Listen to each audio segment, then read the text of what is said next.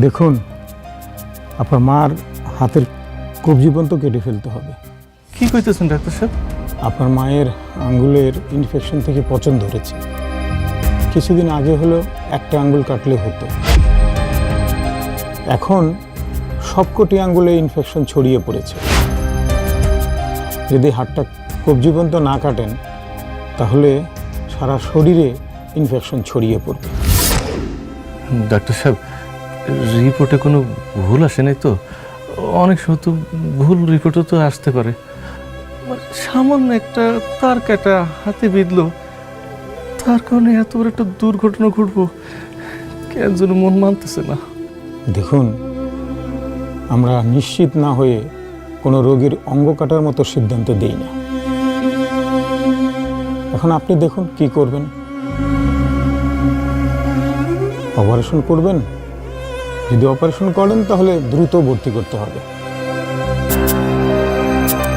তবে যত দেরি করবেন রোগীর সারা শরীরে এর ইনফেকশনটা ছড়িয়ে যাবে।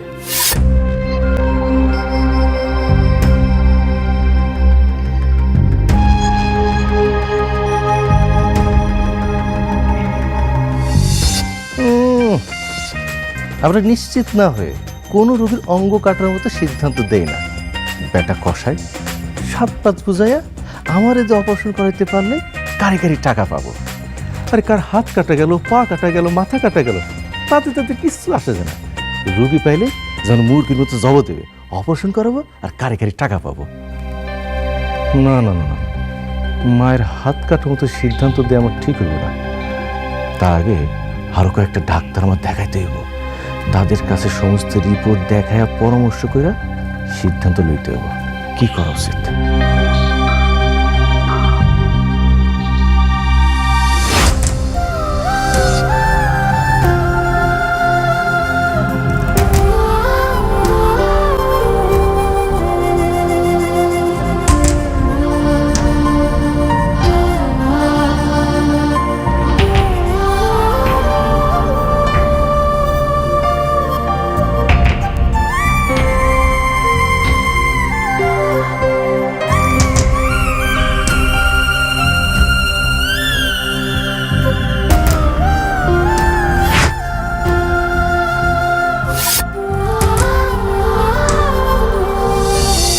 ডাক্তার সাহেব,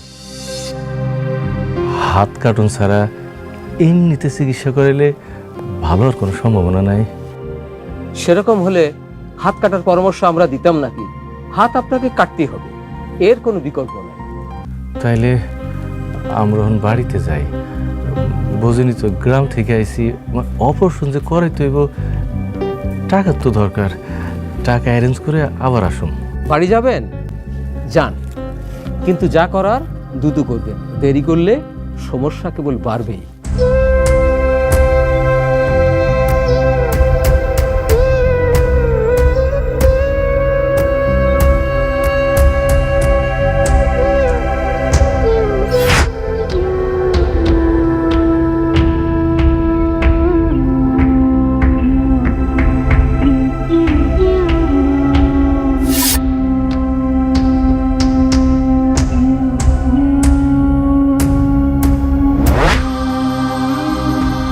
মা তো নিশ্চয়ই জিজ্ঞেস করবে ডাক্তারে কি বললো, কিন্তু কি উত্তর দেবো মাকে?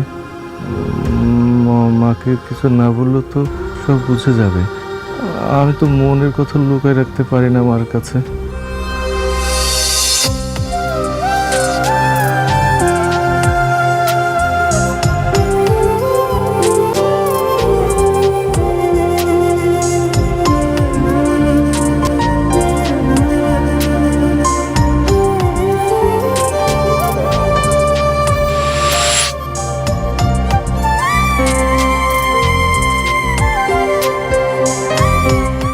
আচ্ছা, হাত পা কাটা মানুষ নিজের কাটা হাত পা সবার সামনে আড়াল করে রাখতে চায় কেন? পৃথিবীতে অনেক মানুষই আছে যারা চোখ হারাইছে বলে সারাক্ষণ সানগ্লাস পরে থাকে। সেইটা কি খালি নিজের সমস্যারে অন্যের কাছ থেকে লুকায় রাখার জন্য, নাকি বিভৎসতাটা অন্যরে দেখায় বিব্রত করতে চায় না বইলা টাক মাথার মানুষ সবার সামনে মাথায় টুপি পরে থাকে, আর টুপিটা খুলে গেলে বহুরে গেলে লজ্জা পায় কেন?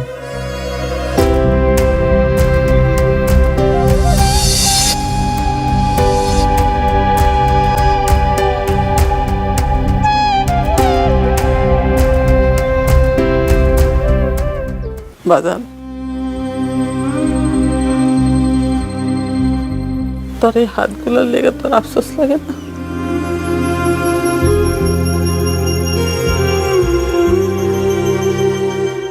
এই আঙুলগুলার লেগে তোর আফসোস লাগে না? আমি কিছুই মনে করতে চাই না মা, মনে করতে চাই না। নিজের এই হাত দিয়া ভাতগুলো ছটকায় মাখায় খাইতাম, প্রয়োজন হইলে আঙুলগুলো ভাস করে কারোর মুখে বসাই দিতে পারতাম, কিছু মনে করতে চাই না।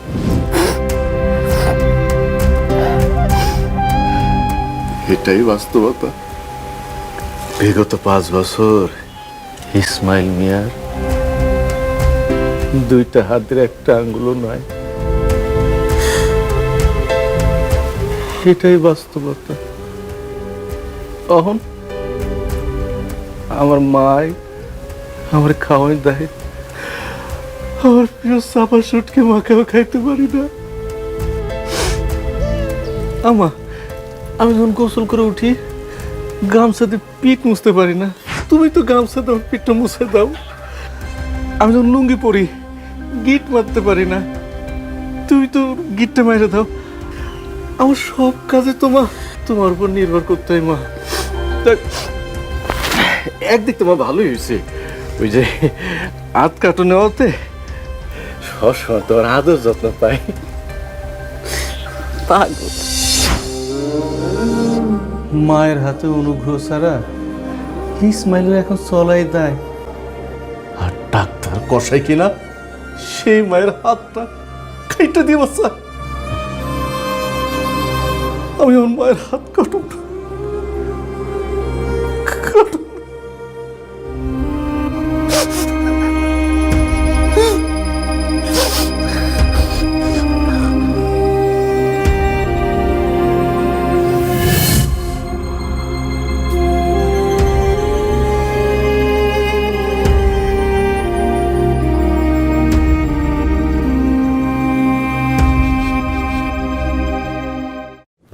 বাজান, এত দেরি হলো কেন? ডাক্তারের সাথে কথা কয়ে আমি একটু বাথরুমে গেছিলাম মা। ডাক্তারে কি কইছে? তেমন কিছু হয় নাই মা, কয়টা ওষুধ লিখে দিয়েছে, খাইলেই তুমি সুস্থ হয়ে যাবে।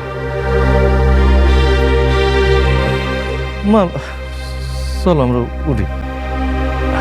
ওঠো মা।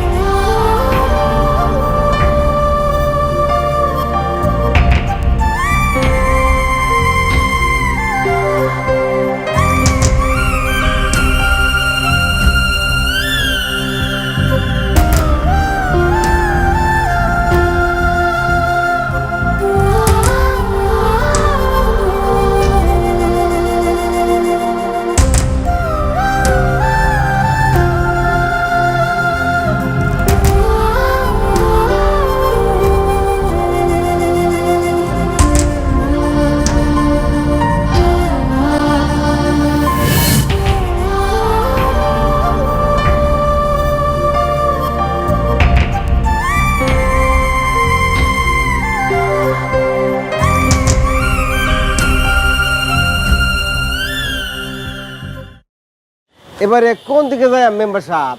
ধানমন্ডি চলো মেডিকেলে। মেডিকেলে কেন বাজান? তুই না কইলি যে ডাক্তারে কইয়া দিছে কোনো অসুবিধা নাই? তুই সত্য করে কত, গুরুতর কোনো সমস্যা হয়েছে নাকি? মা কি যে কও না, গুরুতর কোনো সমস্যা না, সমস্যা আছে তাই সেটা অল্প। তাহলে ওই যে ময়মনসিংহ মেডিকেলের ডাক্তার যে কইলো যে হাত কাটতে ফেলাই তৈব, ওইটা কি তাহলে ভুল আছিল? বাজান রে, এতগুলো টাকা পয়সা খরচ করার কোনো দরকার নাই। আল্লাহ না করুক, আজে বাজে চিন্তা করো না তো, তোর কিচ্ছু হয় নাই, সব ঠিক হয়ে যাব। আব্দুল ভাই দরজা খোলো। চাচি আয় নাই, চলো তো, ওঠো। আরাম করে উঠে বহেন, আমি এসি ছেড়ে দিতেছি।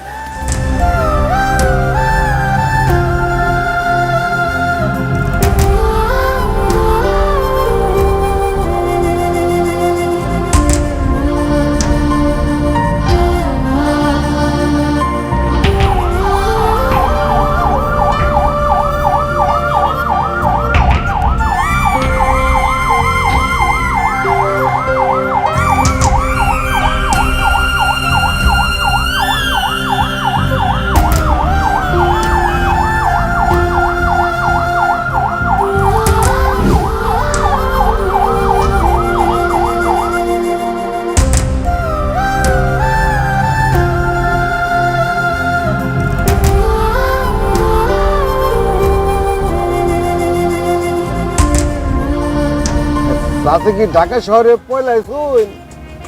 ঘরে বাজান, ঢাকায় তো কোনোদিনও আসি নাই, বাড়ির থেকেই তো কোনো সময় বাইরে হয় না। কি তা কইন, আপনি তো দেখতেছি আমার মায়ের নাকলা কথা কইলেন। আমার মা কোনোদিন ঢাকা শহরে আয় নাই, আপনি যেহেতু আয় পড়ছেন ভালো করে শহরটা দেখালন। হাজার হইলেও ঢাকা শহর বলে কথা। এত বড় বড় রাস্তা দেখলে মনে হয় যেন একটা ফুটবল খেলার মাঠ। আচ্ছা, এই ঢাকা শহরের কি প্রত্যেকের একটা করে গাড়ি আছে? এত গাড়ি দেখাই তো শহরের মধ্যে এত জ্যাম, আবার এই জ্যামের মধ্যে ঘন্টার পর ঘন্টা বসেও থাকা লাগে। চাচি অ্যাম্বুলেন্সের ভিতরে আছেন তো, তাই জ্যামটা, আসল জ্যামটা আপনি টের পাইতেছেন না। এই যে অ্যাম্বুলেন্সের বাইরে কৌ কৌ যে সাউন্ডটা হইতেছে, হ্যাঁ, ওই সাউন্ডের কারণে সব গাড়ি আমাকে সাইড দিতেছে। আর ট্রাফিক পুলিশ হ্যাঁ খুব বালা, অ্যাম্বুলেন্স দেখলে আগুয়ায় যেতে সাহায্য করে। তাই নাকি? অগতাছি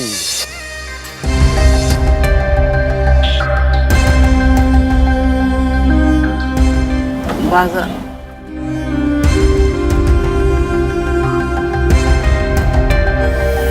ভাই অনেক রাত তো হয়ে গেল, চলেন আমরা যাই। হ্যাঁ রাহলা কই, রাত তো অনেক হয়েছে, তাহলে আমরা এখন যাই। ভাই, তোমরা আইসো, আমি খুব খুশি হয়েছি। আমার পোলায় পছন্দ করছে, কিন্তু একটু সময় দেয় নাই। তোমরা তো বুঝতেই পারতেছো যে একটু আয়োজন করবো, সে আয়োজন করার মতন সময় দেয় নাই। এর লেগা তেমন কোনো আয়োজন আমি করতে পারিনি। আয়োজন ছাড়াই বিয়াটা সম্পন্ন করলাম। তোমরা আবার কিছু মনে করো না কিন্তু। কি কও আপা, বাগিনা বউ তো আমাদেরই। হ, তোমরা একটু দোয়া করে দিও আমার পোলার বউ যেন সুখে থাকে। অবশ্যই অবশ্যই। না পান না।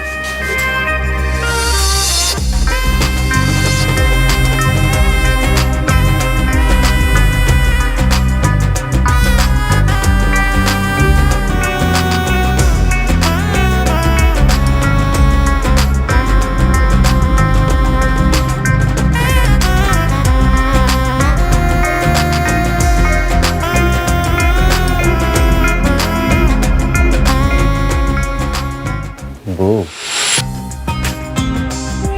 সংসার বিষয়ে আমার কোনো অভিজ্ঞতা নাই, তুমি আমার একটু শিখাই পড়াই নিও।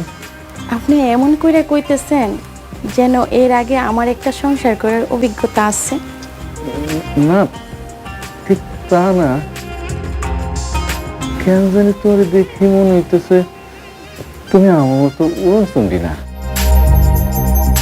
আমার থেকে কিছুটা হলো সংসারী।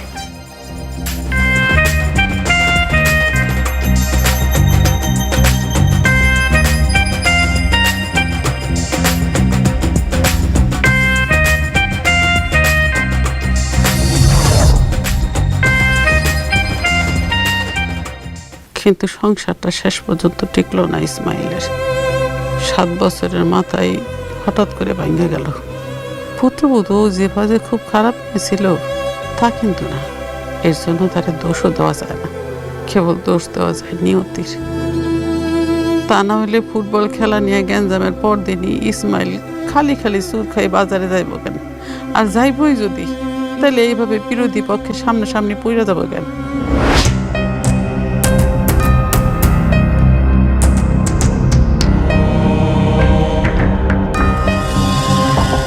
ওই দিস এত দেরি হইতেছে কেন? ওরে আমার সামনে নিয়ে আয় তাড়াতাড়ি।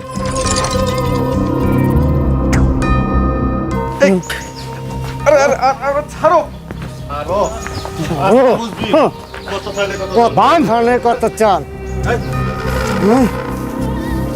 শক্ত করে বাঁধ। ওটা দেখি। হ্যাঁ এই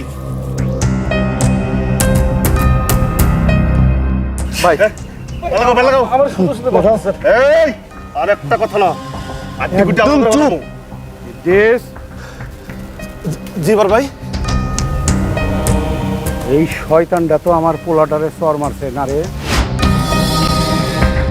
জি বড় ভাই, ডি বক্সে ফাউল ছিল আর পেনাল্টি নিতে দেবো না, যার কারণে আমার সুইলের লগে ঝগড়া বেঁধে যায়। আর এরপরে সুইলটা কইসা চর মারছে। আমার কলজাটারে ও কোন হাত দিয়ে চর মারছে রে? 2 হাত দিয়ে মারছে বড় ভাই। কি কইলি? একবার ডাইন হাত দিয়ে মারছে আর একবার বাম হাত দিয়ে মারছে। মমিন! জি বড় ভাই। সামনে আয়। আমি কেন ডাকছি বুঝোস নাই? জি। রামদাটা কই? আছে তুমি আসা। ধার পিছিলি? একদম সেন সেনা। তে দাঁড়াই রইছস কেন আয়?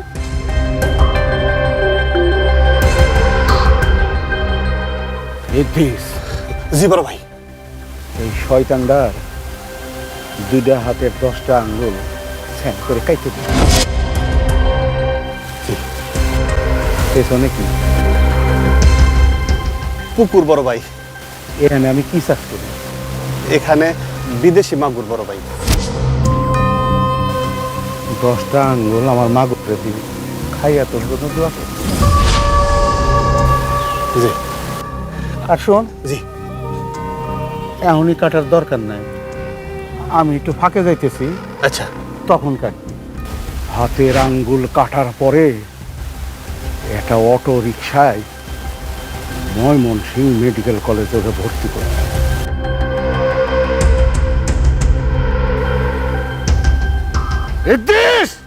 জি বড় ভাই। কাজ শুরু কর। ওকে বড় ভাই, এখনই করতেছি।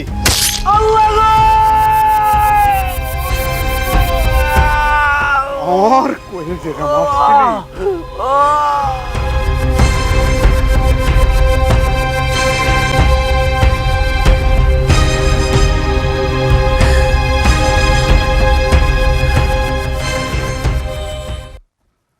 চল মা, এইসব পঙ্গু হাত কাটা মাস্তানের সাথে তোর ঘর করতে হইব না। আব্বা, কি কইতাছেন বিয়ে সাহেব? আমার পোলার এই দুঃসময়ে বৌমারে আপনি নিয়ে চলে যাইবেন? আমার বৌমা পাশে থাকবো না? মায়া কান্না দেখার সময় আমার নাই। এই পঙ্গুর সাথে আমার মায়েরে সংসার করতে দিব না। চল মা।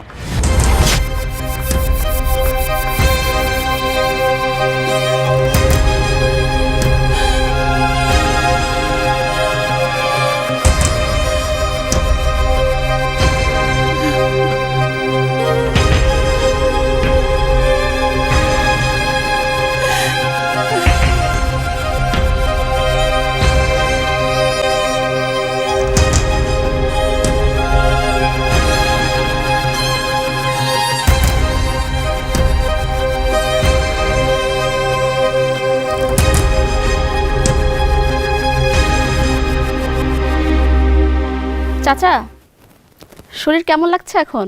জি, আগের সে একটু ভালো আছে।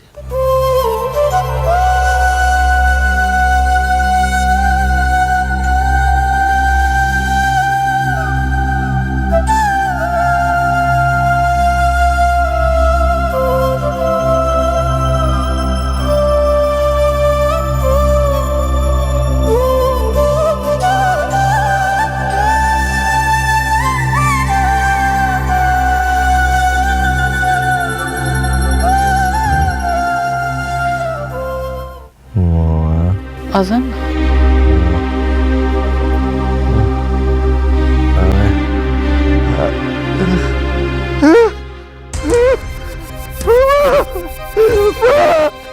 এটা কি হলো মা? আমার হাত কই? ও মা, আমার হাত কই মা? আমার হাত কই?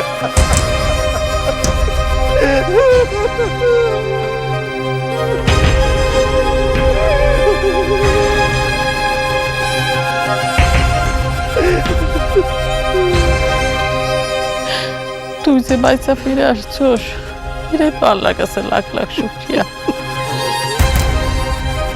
মন খারাপ করিস না বাজার, কত মানুষই তো কত কিছু ছাড়াই থাকা লাগে। একবার চিন্তা করে দেখ, জাগো চোখ নাই তারা কেমনে আছে, জাগো পাও নাই তারা কেমনে আছে। তোর হাত নাই, কোনো অসুবিধা নেই, আমি আছি তো। মা, অজিফা কই? ওজিফা ওজিফা ওই যে কি আসলে ওর বাপ আইছিল তো, ওর শরীরটা ভালো লাগতেছিল না, হেলটাকে একটু বাড়িতে নিয়ে গেছে, আইসা পড়বো, সমস্যা নেই। এটা কেমন কথা? আমার এই অবস্থায় ও বাড়ি যাবো কে? না বাজান, ও যাইতে চায় নাই, কিন্তু আমি পাঠাইছি, আমি জোর করে পাঠাইছি। শরীরটা একদম খারাপ হয়ে গেছিল বাজান, তোর এই অবস্থা দেখে খালি কান্নাকাটি করতেছিল।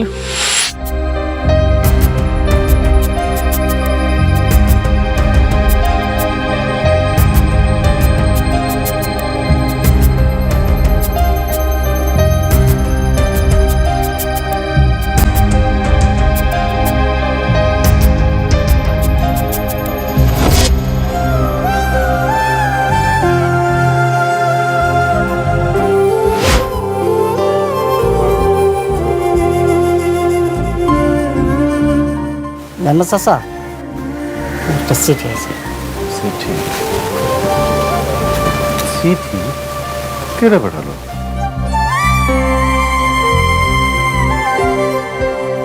প্রাপক ইসমাইল হোসেন, প্রেরক অজিফা বেগম। হ্যাঁ, অজিফা। মা, ও মা, ও মা, কোথায় গেলে? আম্মা, কি রে, কি হয়েছে? এই দেখ আম্মা, তোর বৌমা চিঠি পাঠাইছে। সত্যই বউ চিঠি দিছে? আলহামদুলিল্লাহ। জানতাম অজিফা আমার সাথে থাকতেই পারবো না। ও মা, খাওয়া আছো কে? চিঠিটা খুলো, খুলে আমার সামনে ধরো, আমি পড়ি। খবরদার, আমি চিঠি পড়ার সময় তুমি কিন্তু তাকায় কিছু দেখো না। আমি দেখলে কি হয়েছে, আমি কি পড়তে পারিনি? তারপরও বোঝো না কেন? তোর বৌমার লেখা চিঠি আমি পড়লে, মানে তুমি যদি দেখো, আমি শরম পাবো না। আচ্ছা ঠিক আছে, যা, আমি দেখবো না। আচ্ছা, কি লিখেছে অজিফা? আমাকে ক্ষমা করো, আমি ভুল করেছি, তোমার এই বিপদ দিনে তোমার পাশে থাকা উচিত ছিল। নাকি লিখেছে, ওগো আমার আদর স্বামী, কতদিন দেখি না তোমায়, কতদিন কথা হয় না। এই কথাগুলো তো মোবাইলেও বলা যায়, এই যুগে কেউ চিঠি লেখে? এই যে, হ্যাঁ ধরো।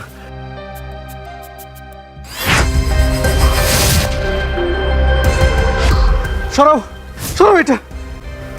কেন, কি হয়েছে? চিঠি পড়বি না? মা, এটা কোনো চিঠি না। চিঠি না? তাহলে কি? তালাকনামা। তোমার বৌমা তোমার পোলারে তালাকনামা পাঠাইছে। অজিফা আমার সাথে সংসার করতে চায় না।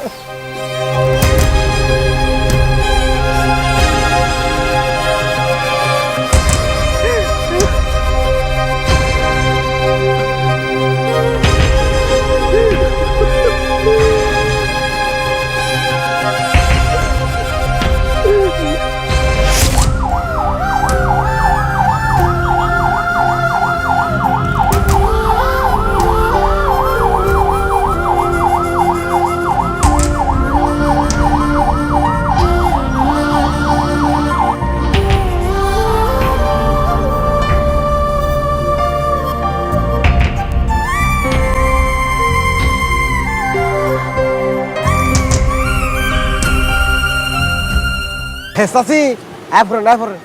না না, মার যাওয়ান লাগবো না। মা তুমি এখানেই থাও। আমিও তারে যাই তোর লগে। না না, ছোট্ট একটু কাম, আমি শুধু ডাক্তার লাগে দেখা করে চলে আমু। তুমি এনে থাকো, মারে দেহেরা। দেখুন এসি দেওয়া আছে, শুয়ে থাকুন, সমস্যা হইতো না।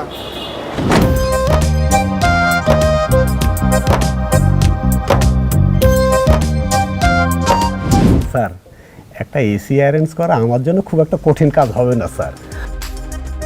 আমি আপনার জন্য যথাসাধ্য চেষ্টা করব স্যার, যেন আপনার এসিটা খুব তাড়াতাড়ি এই চেম্বারে পৌঁছে যায় স্যার। কাইন্ডলি স্যার আমাদের দিকটা একটু। জি বলুন। ও আপনি মহসিন, আপনার সিরিয়াল নাম্বার 8, আপনি কাল রাত 9টায় আসবেন। হ্যাঁ ঠিক আছে। ম্যাডাম, জি বলুন। ডাক্তার সাহেব আছেন? হ্যাঁ স্যার তো আছে, কিন্তু স্যার একটু বিজি। এই কোথায় যাচ্ছেন আপনি? আমি ডাক্তার সাহেবের সাথে দেখা করতে চাই। কিন্তু ডাক্তার সাহেব বিজি আছে, ওষুধ কোম্পানির লোক আসছে তো উনি কথা বলছে। ম্যাডাম, অ্যাম্বুলেন্সে আমার মা বসা, আমার যাওয়ার খুব দরকার। Madam please, madam please. আসলে আচ্ছা ঠিক আছে, আপনি যেহেতু আপনার মায়ের কথা বলছেন, ঠিক আছে যান। আপনি রোগীদের প্রেসক্রিপশন লক্ষ্য করলেই দেখবেন আমি আপনাদের কোম্পানির ওষুধ কতটা প্রেসক্রাইব করছি। তোবা তোবা স্যার, আপনার প্রেসক্রিপশন স্যার দেখতে হবে না স্যার, আমি জানি আপনি মুখে যা বলেন তাই করেন। ঠিক আছে, আপনি এখন আসুন। দেখছেন তো রোগী এসেছে। জি স্যার, জি স্যার, আমি আসি। আসসালামু আলাইকুম স্যার। ওয়ালাইকুম আসসালাম। আসসালামু আলাইকুম। ওয়ালাইকুম আসসালাম, বসুন।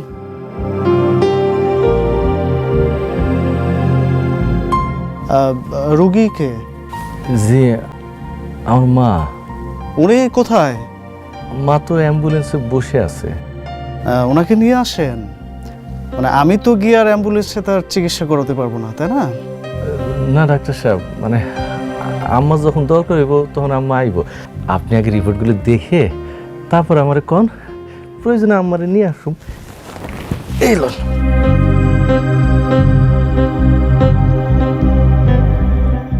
একটু ভালো করে দেখেন, অনেক দূর থেকে আইছি তো।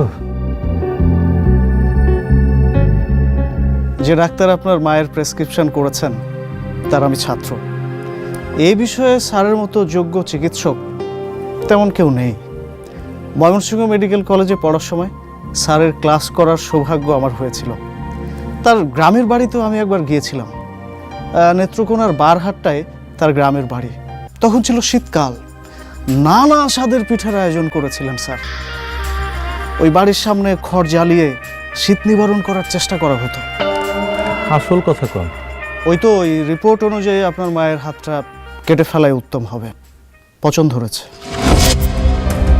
কবজি পর্যন্ত হাতটা না কাটলে সারা শরীরে অসুখটা ছড়িয়ে পড়বে। বুঝছি, দয়া করে রিপোর্টগুলো আমার দেন।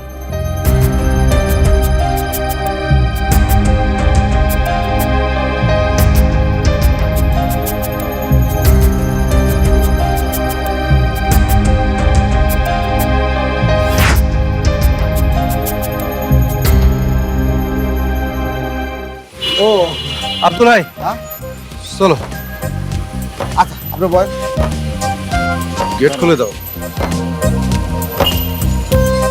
আমার এই গেটটা খুব ডিস্টার্ব, বুঝছেন? বয় বয়।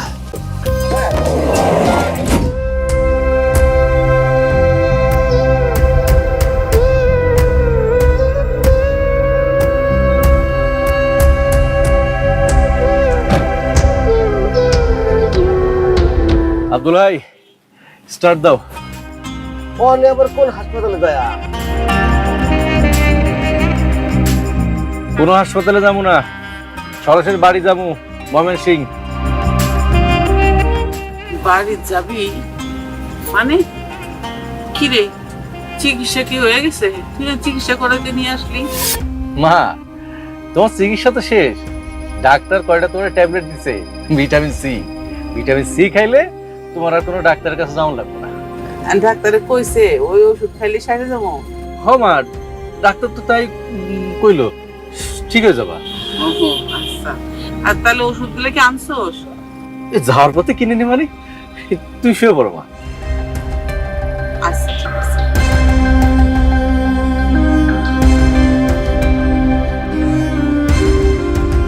আব্দুলাই, আর গাড়ি স্টার্ট দাও।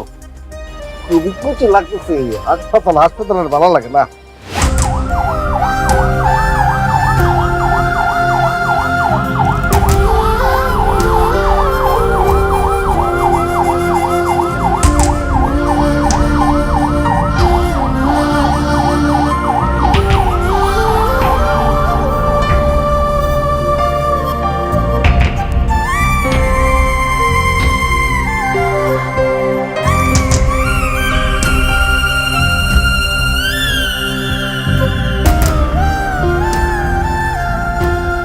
মা নিশ্চিত হয়েছে, তাই দ্রুত চলে গেছে ঘুমের রাস্তে।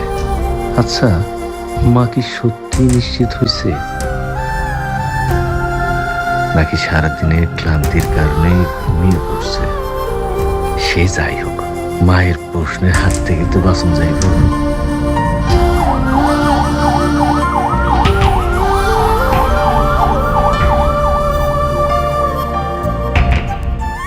আব্দুল ভাই, তোমার গাড়িতে কোনো গান নাই? মেম্বার শব্দ কি কই, এটা হইতেছে অ্যাম্বুলেন্স। অ্যাম্বুলেন্সে গান থাকবে কি রে? তো আপনার যদি খুব শুনতে ইচ্ছা করে, আমার কাছে মোবাইল আছে, গান দিয়াম। দাও। ঠিক আছে, দিতেছি।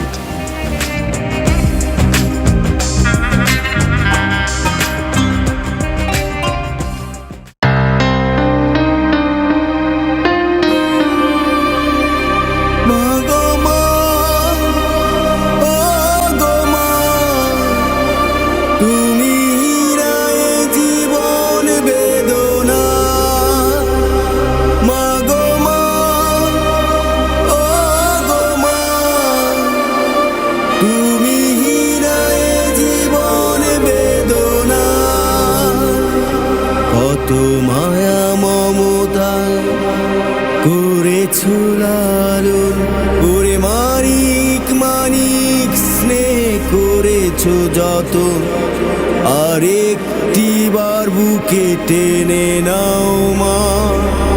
মা গো মা, ও গো মা, তুমি হীরায় জীবন বেদনা। মা গো মা, ও গো মা।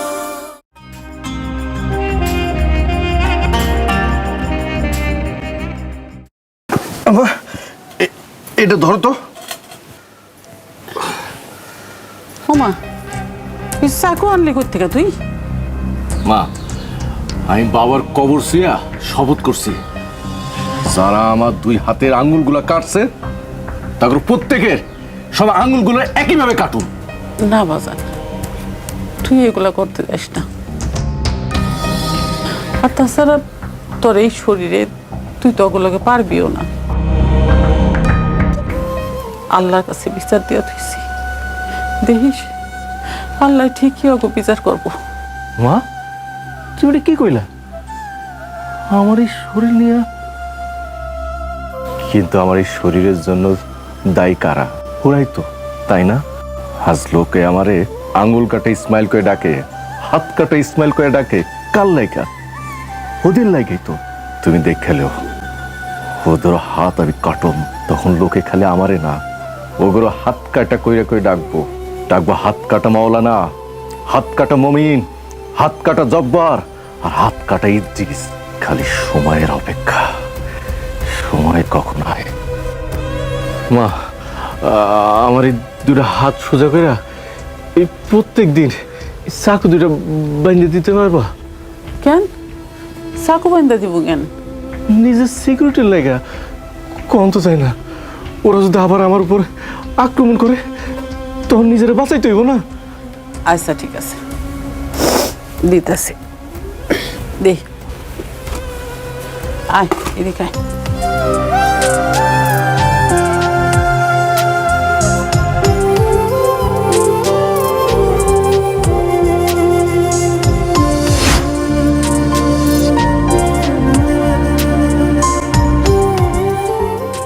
মাই সম্ভবত আমার এই যুক্তিটা গ্রহণ করছিল, তাই ছেলের নিরাপত্তার কথা চিন্তা কইরা প্রত্যেক দিন আমার দুই হাতে দুইটা চাকু বাইন্দা দিতে থাকে, আর আমিও প্রতিশোধের আশায় তককে তককে গামছা দিয়ে ঢাকা ছুরি বান্দা হাত দিয়ে ঘুরতে থাকি।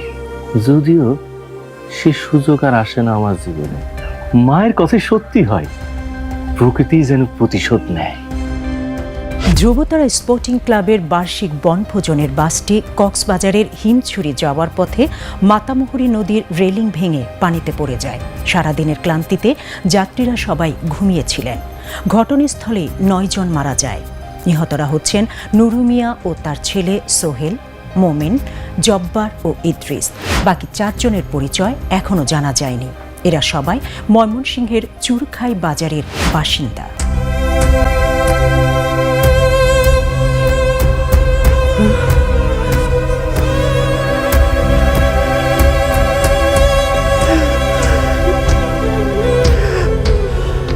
আম্মা আম্মা আম্মা আম্মা আম্মা কাম শেষ, কাম শেষ, চুরি খুলে দাও।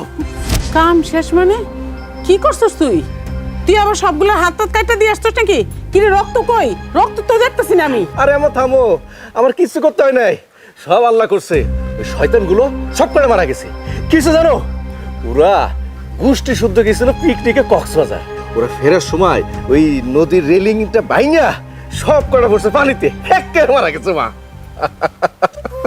হায় হায়, দেখছস বাজান, কইছিলাম না যে আল্লাহ ঠিকই ওকে একদিন বিচার করব।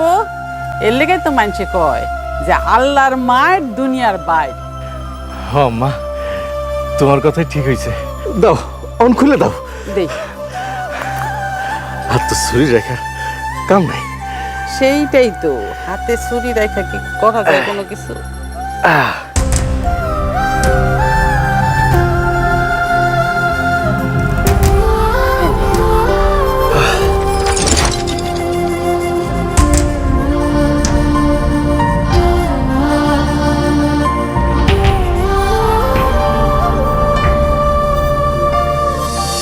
লোকে আমার এক সময় ইসমাইল মিয়া করে ডাকতো। আঙুলগুলো কাটার পর সবাই ডাকতে শুরু করে হাত কাটা ইসমাইল। এরপর ইউনিয়ন কাউন্সিলের মেম্বার নির্বাচিত হওয়ার পর সব বাদ দিয়ে ডাকতে শুরু করে হাত কাটা মেম্বার।